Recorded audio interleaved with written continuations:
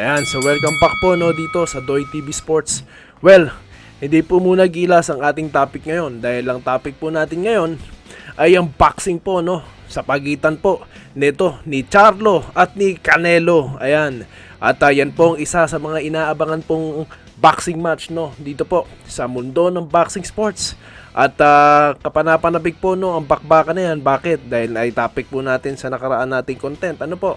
Noong una po nating pinag-usapan nito, talaga pong marami po ang kumakampi o ang nag-speculate nang mananalo daw po dito ay ito pong si Canelo. Bakit? Well, sa ngayon nga rin po sa mga nabanggit po natin at mga sinasabi po ng ilang mga fighting analyst, sa skills daw po nito ni Canelo at experience at sa mga nakalaban nito, talaga raw pong sigurado na advantage siya sa bakbakan nito Bagamat dalawa po silang kumbaga mga mga undisputed fighters.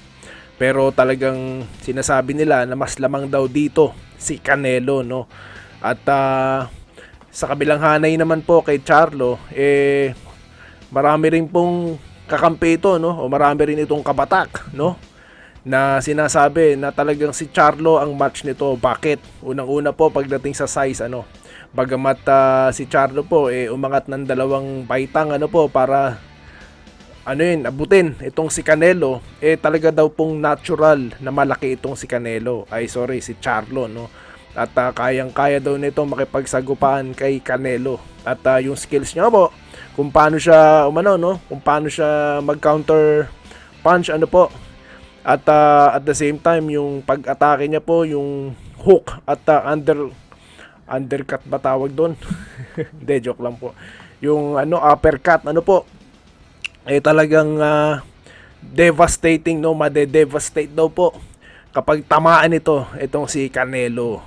At yun nga po, ngayon nga po kanina lang nag-weigh in na po, official weigh in na po ang dalawa At sinyalis na po ito na simula na ng bakbakan po mamaya or bukas.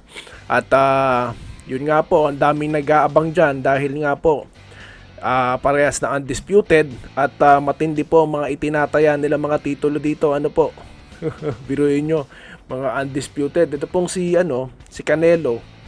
Kung inyo pong i-check ang kanyang record, talagang siya ang hari sa division niya super middleweight At ito naman pong si Charlo sa sa junior middleweight At talagang after nga ng fight na yan china-challenge naman yung ito pong si Bud Crawford ang magiging winner diyan.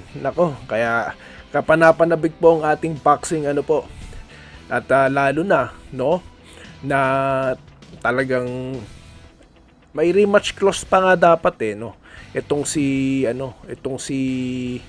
Bud Crawford at ito pong si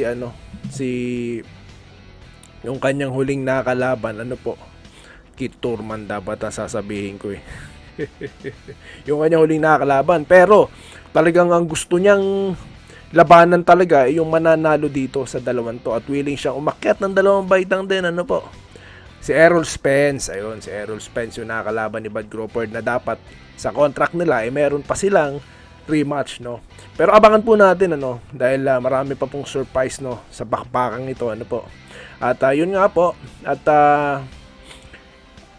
aabangan diyan kung mapipigilan ni Charlo na sinasabi na match ang dalawa dahil sa skills kung panonoorin nyo and at the same time yung counter punching ability nila. So hindi lang po offensive kundi defensive po ang inaabangan sa dalawang ito at yung pag-showcase po ng kanilang mga skills na yan dahil nga po magka-match ang dalawa at sabi nga po nila nakahanap daw po ng katapat itong si Canelo sa katauhan po nito ni Charlo. Ayan.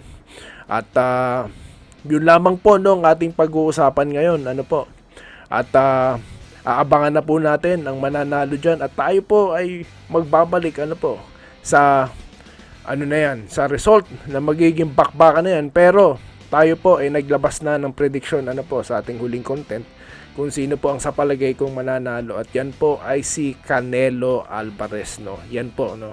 Hindi naman po ako pumusta. Kumbaga ko lang po yan. Prediction ko lang na posible pong mananalo dyan, base na po sa mga nakalaban niya, experience niya, sa skills niya, at yun lamang po, no. At magkita-kita tayong muli, at bago po mag-end itong ating content, please allow me to thank you guys sa patuloy na sumusuporta dito po sa Doy TV Sports.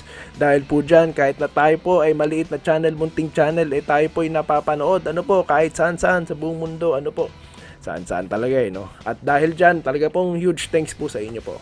So yun lamang po, at maraming salamat po, at muli magkita-kita tayo sa mga susunod na content dito lamang sa Doy TV Sports. Maraming salamat po. Salamat po sa panonood. Subscribe na para sa mga susunod na basketball at boxing videos.